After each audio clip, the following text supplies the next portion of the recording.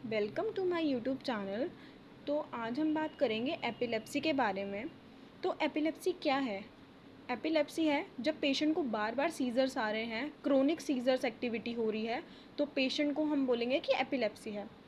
अब ये याद रखना, single seizure doesn't mean that patient has epilepsy. ठीक है? तो सीज़र क्या है? Seizures are an abnormal sudden excessive discharge of electrical activity within neurons of brain. Chronic seizures activity called epilepsy.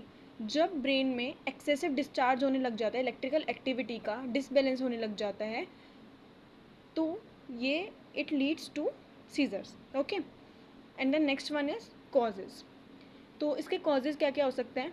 Brain tumour, head trauma या genetics ये हो सकता है, toxins, infection like meningitis, encephalitis या हाइपरपायरेक्सिया, सेरिब्रल हाइपोक्सिया। तो ये इसके कुछ कॉजेज़ हैं जिससे ये हो सकता है।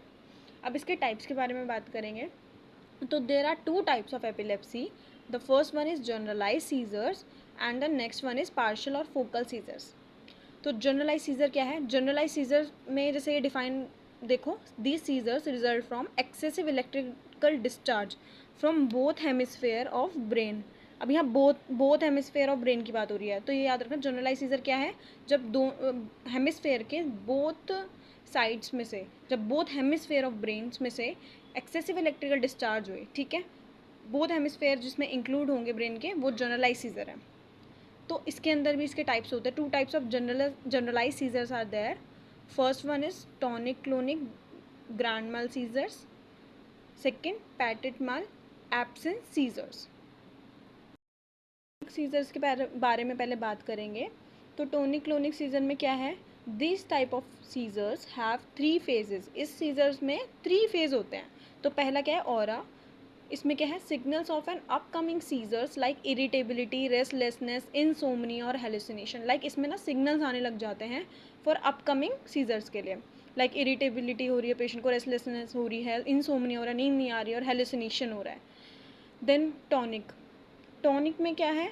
Stiffening of muscles of arms and legs about 10 to 20 seconds and loss of consciousness.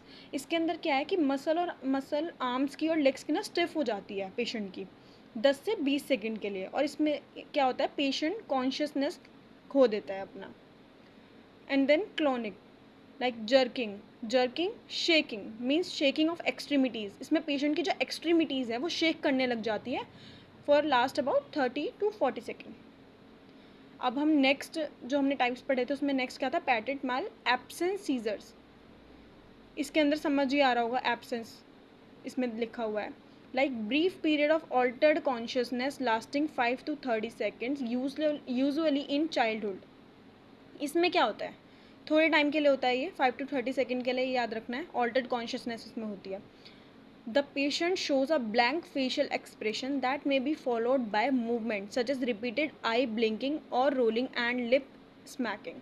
इसके अंदर क्या होता है? पेशेंट का ना ब्लैंक फेशियल एक्सप्रेशन होते हैं। इसमें पेशेंट के ब्लैंक फेशियल एक्सप्रेशन होंगे, और उसमें क्या होगा? पेशेंट ना रिपीटेड आई मूवमेंट करेगा, आई ब्लिंक करेगा। वो ना रिपीटेड आई ब्लिंक करेगा, लेकिन उसके फेशियल एक्सप्रेशन ना बिल्कुल ब्लैंक होंगे, लेकिन वो रिपीटेड आई ब्लिंकिंग कर सकता है या फिर रोल कर सकता है, या फिर लिप स्मैकिंग होगी इसमें पेशेंट को, जैसे इसमें दिखा हुआ ना एब्सेंट सीजर्स। तो ऐसे है कि पेशेंट इसमें बिल्कुल ब्लैंक फेशियल एक्सप्रेशन है, बस क्या होगा? आंखें घूमेगी ज़्यादा से ज़्यादा रिपीटेड मोड पे, या लिप स्मैकिंग होगी या रोलिंग होगी। जनरलाइज सीजर और पार्शियल सीजर। तो जनरलाइज सीजर हमने पूरा पढ़ लिया है। तो अब हम बात करेंगे पार्शियल सीजर के बारे में। तो पार्शियल सीजर कैसे होता है? पार्शियल सीजर स्टार्ट होता है, इट बिगिंस विद फोकल और local discharge in one part of brain. तो मैं आपको बताती हूँ फोकल और लोकल से क्या मतलब है। फोकल और लोकल डिस्चार्ज मीन्स कि ये ना ब्रेन की एक पर्टिकुलर साइड पे ये काम कर रहा है। जैसे जनरलाइज में बोथ हेमिस्फेयर इंक्लूड थे, लेकिन पार्शियल में ऐसा नहीं है, ये लोकलाइज्ड सीजर है।